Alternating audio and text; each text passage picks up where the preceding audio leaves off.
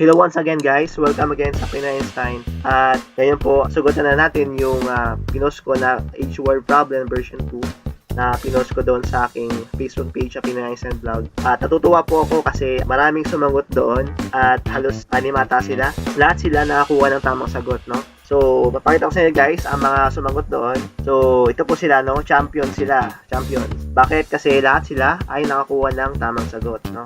Para sa akin, champion sila. So, isa na dyan si Genevieve Libera Haponete. Next one si number 2 is Liza Rodeslor. Number 3, J.M. Manuel. Number 4, Berle N. Tendido. Number 5, Rowena Fernandez Manongdo. And lastly, Leonard Tinoy. Natutuwa ako kay Genevieve kasi bukod sa may sagot siya, meron pa siyang solution, no? Pero syempre, ayos lang kasi hindi man ako nagsabi doon na magpakita ng solution. Sabi ko lang mamili ng letter. So, ayos lang kung wala kayong sa iba na kung walang solution. Ayos lang. Thank you so much guys sa mga nag-effort, no, sumagot. So, ngayon guys, pakita ko sa inyo guys ang paraan ko kung paano mag-solve ng H-word problem na version na dalawa yung tao, no? Pero syempre, bago simulan, huwag niyo makakalimutan mag-follow, like, and share sa aking Facebook page, PinoyEinstein vlog. At the same time, mag-subscribe din kayo sa aking YouTube channel na PinoyEinstein para update kayo sa mga latest videos ko na i-upload sa aking page saka sa YouTube channel ko. So, simulan natin guys.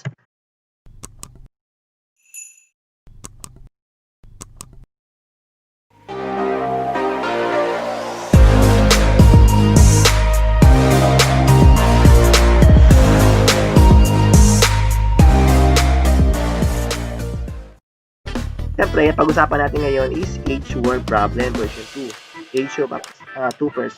So, dati yung una kong pinakitang word problem, isang tao lang. Pero ngayon, dalawa na. No? Baka sa susunod na video tutorial ko, 3 tao na. So, mas difficult na siya. So, para mas mapaktis pa kayo.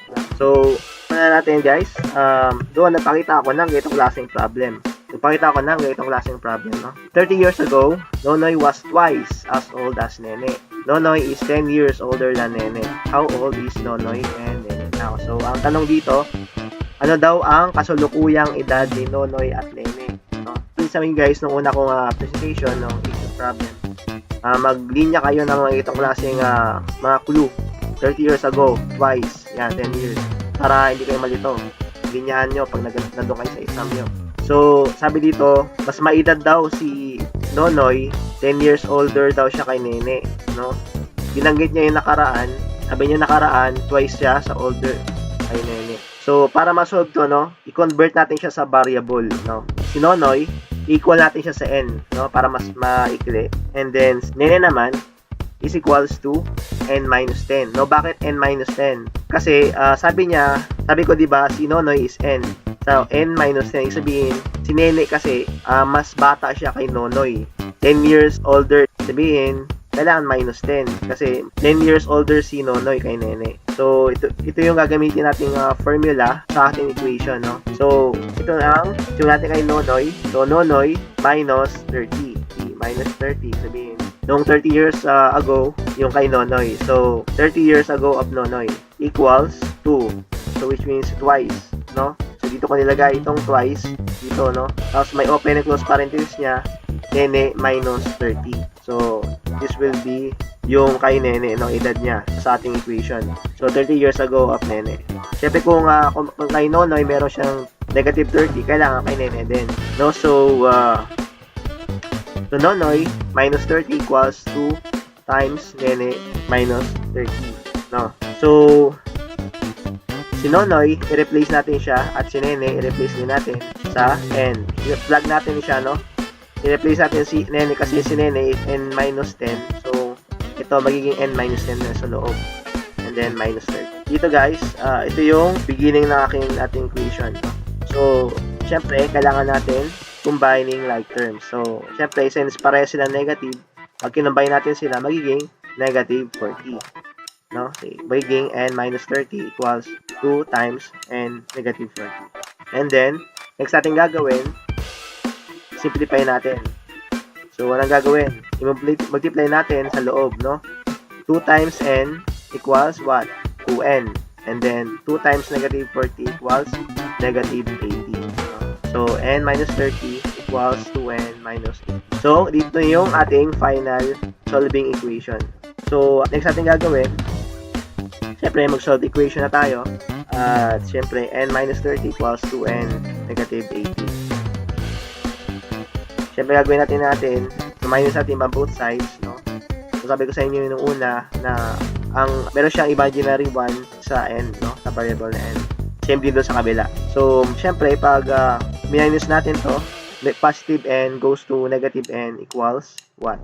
Syempre, cancel out na siya, no? Walang matitira sa kanya, no? So, magiging 0 na siya. So, hindi na, ignore na siya.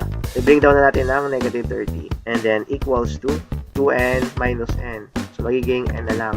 And bring down negative 80. So, next natin gagawin, i-add na naman natin si 80 from both sides. So, next gagawin natin is, yan. Negative 80 goes to 80.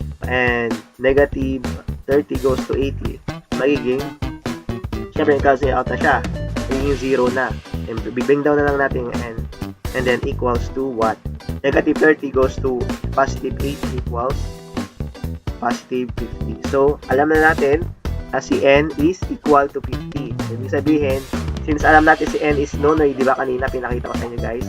So, alam na natin na si Nonoy ay may edad na 50. No? Alam natin na age of Nonoy is 50. No? Since alam natin ang edad ni Nonoy is 50, so, sabi dito, di ba, Nonoy is 10 years older than Nene. Ibig sabihin, mas madali lang i-analyze yan, mas madali lang ma-solve ang kay Nene. Kasi gagawin lang naman natin is ma-minus na lang natin ng 10. So, 50 minus 10 equals what? 40. So, ito yung edad ni Nene, no? Age of Nene is 40. So, nasolve natin guys, no? Ito yung final answer natin. The answer is 50 and 40 years old. So, letter B ang sagot natin doon, no? So, para ma-check natin kung tama talaga yung sagot natin, so, gagawin natin, checking, syempre. Alam natin si n is equals to 50. So, n minus 30 equals 2n minus 80, no? Ang gagawin natin, kailangan itong n minus 30 at ang 2n minus 80 mag-match, no?